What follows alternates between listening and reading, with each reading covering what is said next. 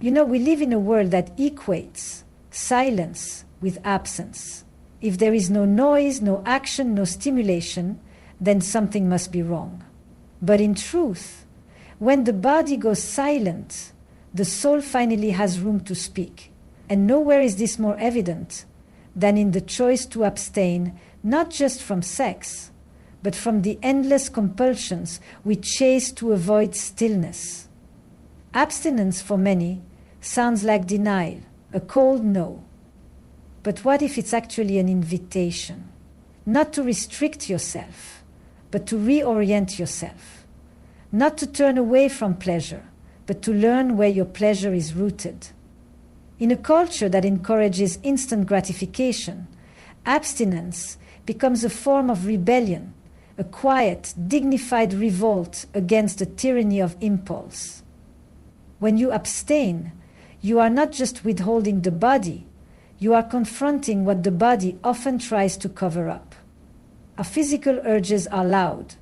They drown out the discomfort of solitude, the anxiety of uncertainty, the ache of longing. But when you remove the noise, the truth that was always there, beneath the skin, beyond the hormones, begins to reveal itself. The nervous system settles, the compulsions fade, and suddenly you're left alone with yourself. And that's the point where many people panic. Because without the buffer of stimulation, you have to face what you've been running from, your unmet needs, your distorted self-picture, your fear of being unwanted, unchosen, or unseen. This is why abstinence is not for the faint of heart.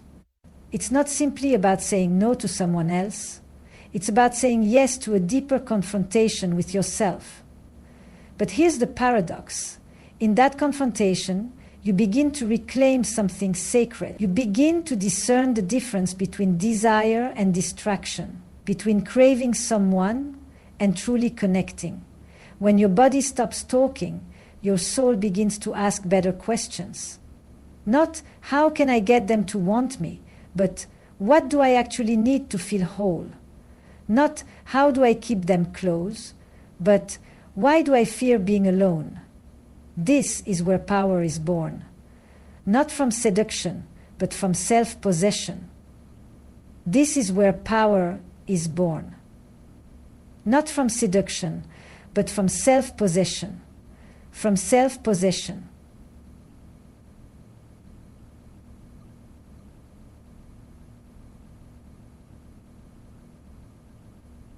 But from self-possession, but from self-possession. You are over, meet, deceive, insolent, crotty, fat, bored. When your energy is no longer scattered across 100 emotional transactions, it starts to consolidate. You become more magnetic, not by trying to attract, but by refusing to chase. Your silence becomes charged. People feel it. And ironically, it's often when you are least available that you are most desired. Not because you're playing games, but because you've become rooted in yourself. It's a kind of internal sovereignty, a spiritual autonomy. You're no longer negotiating your worth through physical validation. You're no longer participating in emotional economies where intimacy is traded like currency. That's when your soul finally speaks, not with desperation, but with discernment. And so abstinence isn't deprivation, it's a recalibration.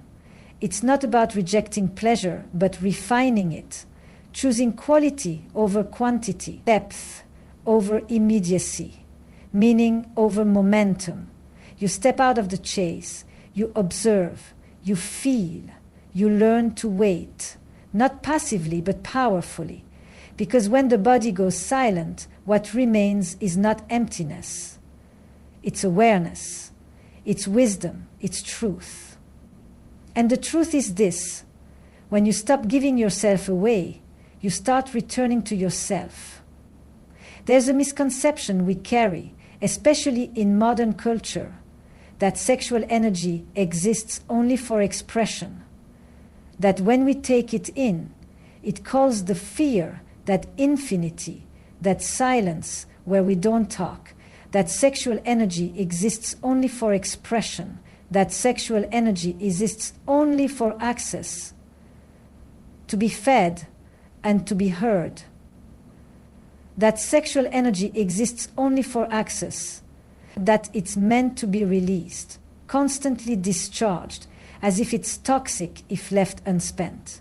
But what if that same energy, instead of being poured outward, could be contained, redirected, and used as fuel for something far greater than momentary pleasure?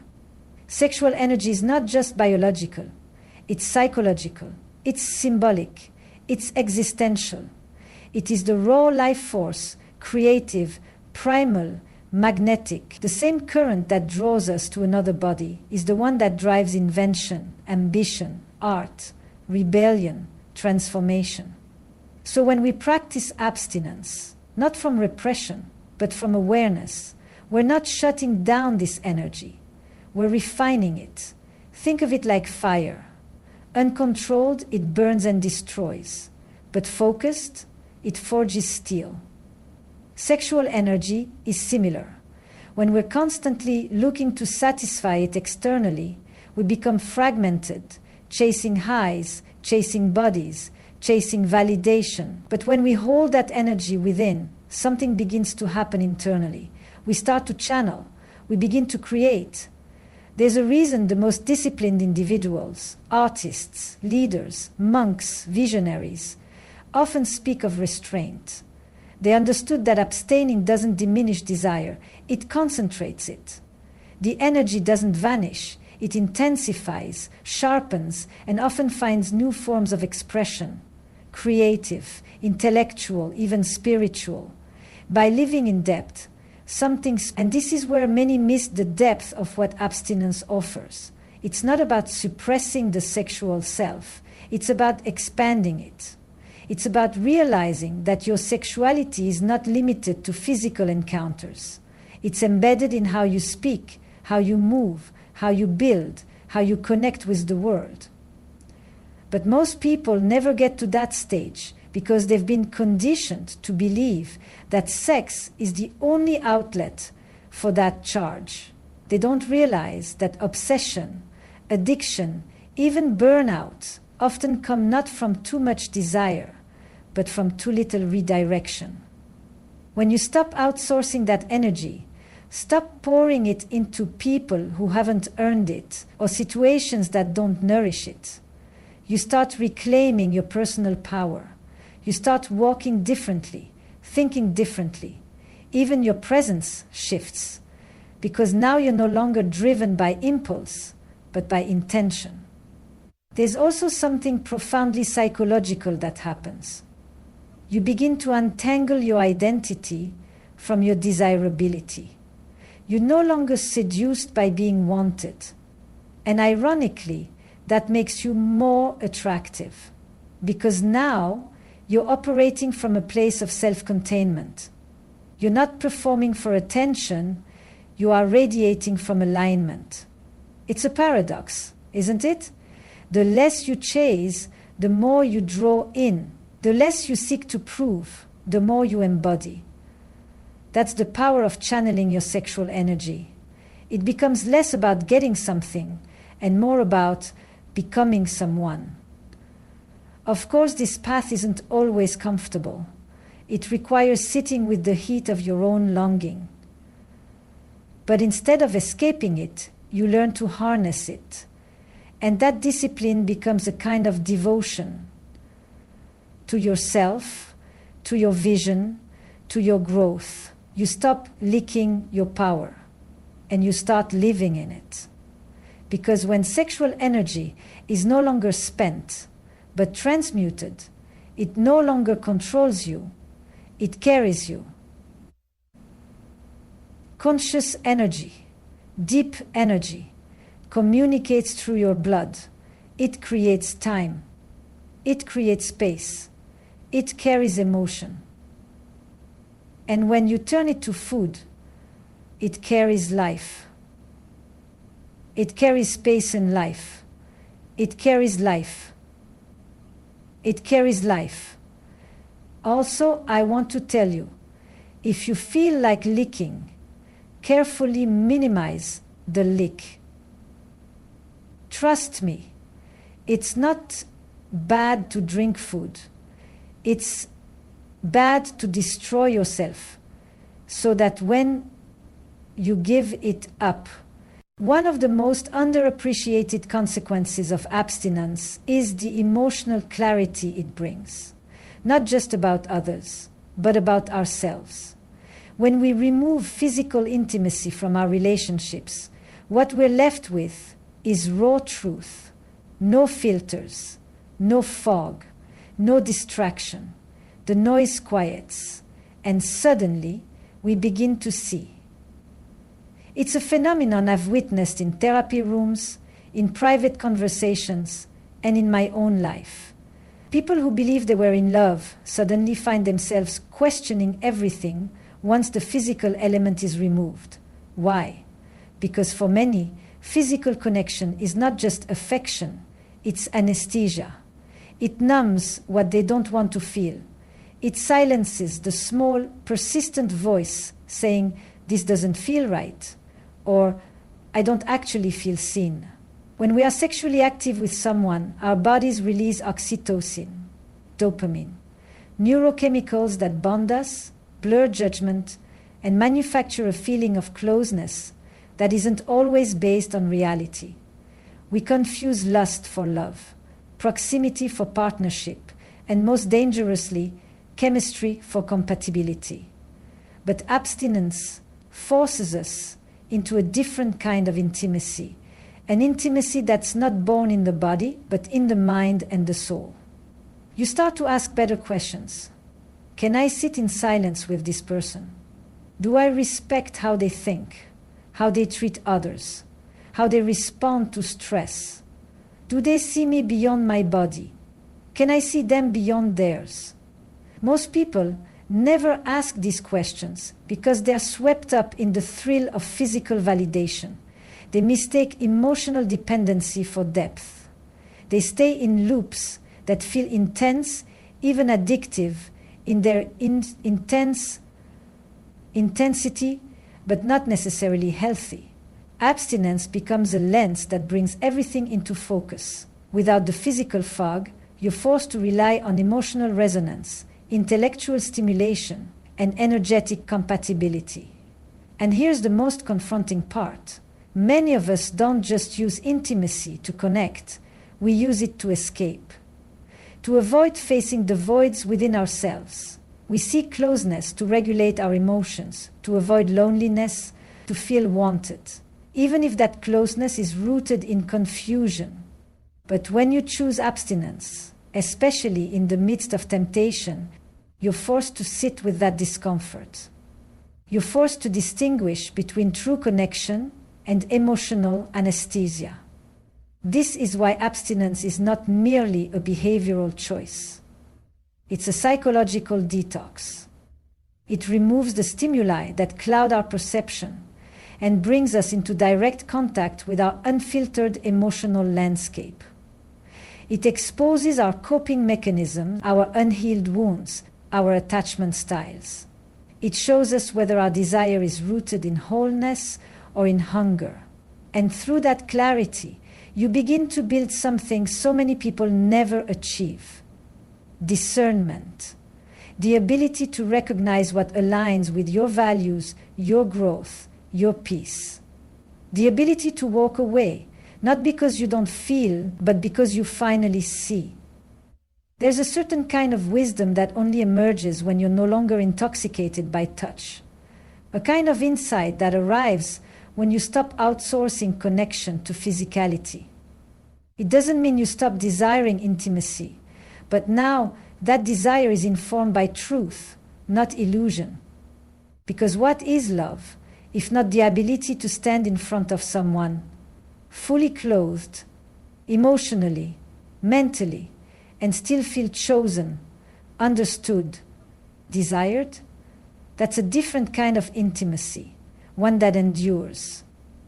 When you remove the noise of the body, the soul doesn't just whisper, it reveals. There's something undeniably powerful about restraint. In a culture that rewards overexposure, that encourages us to put everything on display, our bodies, our thoughts, our availability, choosing to hold something back becomes radical. And not just radical, magnetic. Because here's the truth that we often miss. When you're no longer immediately available, you become valuable. When you stop offering yourself emotionally, sexually, energetically, at every invitation, you shift the dynamic entirely. You create tension, you create mystery, and that mystery becomes irresistible. Most people think power is in the ability to say yes, but real power, psychological, emotional power, lies in your ability to say no, not from fear, not from avoidance, but from awareness. Abstinence, in this sense, isn't just about sexual choice. It's about energetic discipline. It's the refusal to dilute yourself for temporary closeness. And this silence, this pause, it isn't passive. It's highly active. Because while others are chasing validation, you're cultivating depth. While they're performing availability, you're practicing discernment. Your silence isn't empty. It's charged with meaning. It says, I don't need to be chosen to know I'm worthy. Now, this doesn't mean you're playing games. In fact, it's the opposite. Games are manipulative, rooted in insecurity. This is about alignment, about boundaries. It's about being deeply in touch with yourself, so much so that you no longer feel the urge to prove, to please, to persuade. You've stepped into your own gravity. And people feel that. They sense it before you speak. That you're not desperate, that you're not waiting to be consumed.